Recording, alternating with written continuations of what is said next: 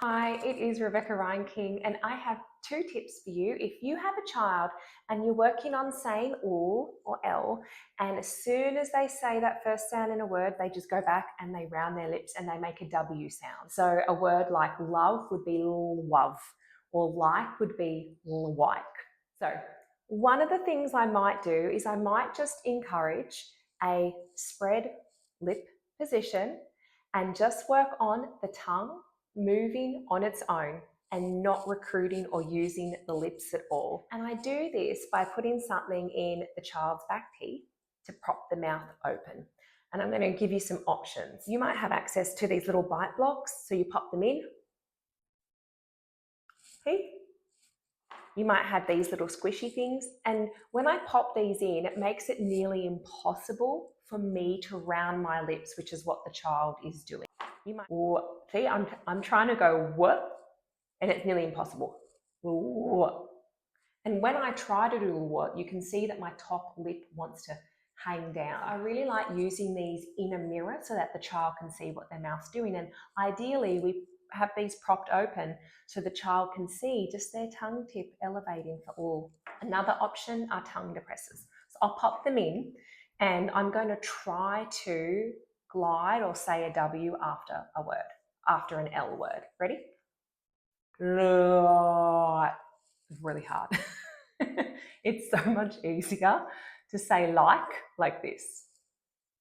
Like, like. See that? So by having this in, just getting the child used to seeing, wow, just your tongue is moving up and down for that all sound. That can be a nice little starting block. Something I might add on, or I might do independently if the child doesn't like things in their mouth, or if you don't have access to any of these, is you might choose words where we have L at the start of the word, but following it is a high front vowel. And I like high front vowels, a vowel like E, because it encourages that spread lip position. If I chose a rounded vowel, like look, I feel like for many kids that can facilitate or encourage the error, look, because your lips are rounding. So it's just easier to make that W, right? It goes back to that pattern, that habit that the child is used to doing, look. So if we choose a word like leaf or leap or leak, they might encourage the lips to stay spread, because after we go from the L, we're transitioning to a high front vowel where our lips need to be spread. So I'll say it just on its own so you can see what my mouth does. Leap, leaf, leap. See how there's not as much movement here? We're kind of keeping the mouth in a nice spread, retracted, or the lips, sorry, in a spread, retracted position, just so the tongue can do its own work. Now, sometimes I might combine these with those high front vowel words, and I like to think of them as facilitative context. They're helping to facilitate an L. And I might just do that short word li just to start off with, just to get used to the tongue moving up and down following a vowel without inserting that w. So it's not lwi, it's li. And then I might remove these to practice a real word. So this is what it could look like.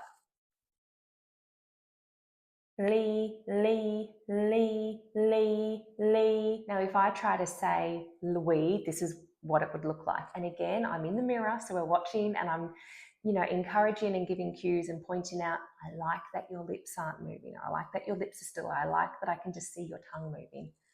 So if I tried to do a rounded, a W, sorry, it would look like this.